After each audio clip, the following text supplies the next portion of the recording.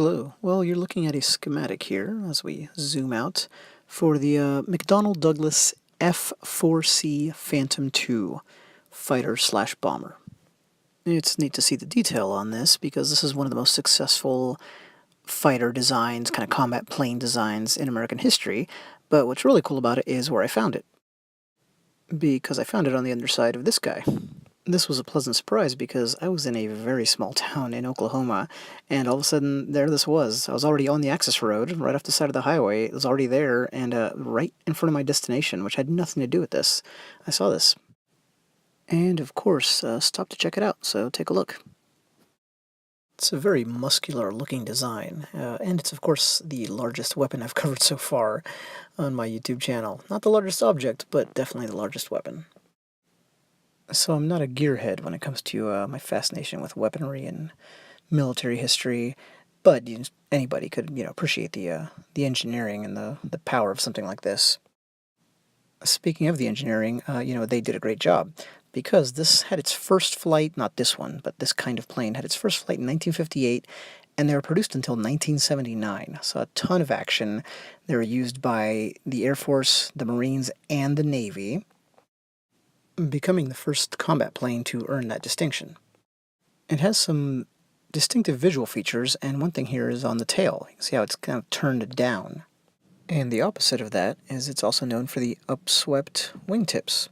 Visually, that contrast is notable. I have no idea what effect that has on flight, but it looks really cool.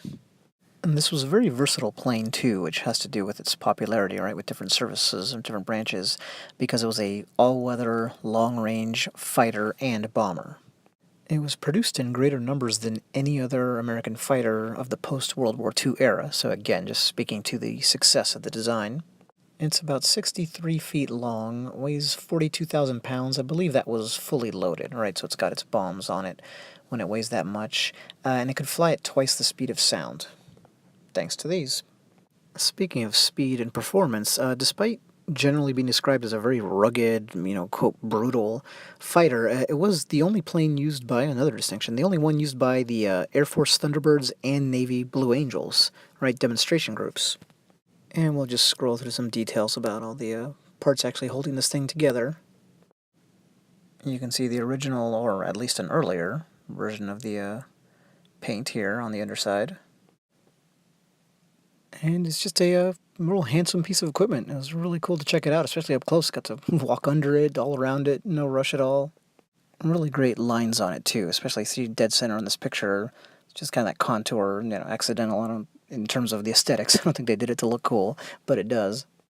And let's get one final look. I'll start at the nose, because I haven't really shown, I think, enough of the front. Kind of the other parts looked really neat. That's where I spent a lot of time walking around taking pictures. And there you go from the other side. It's the F-4C Phantom II. Thanks.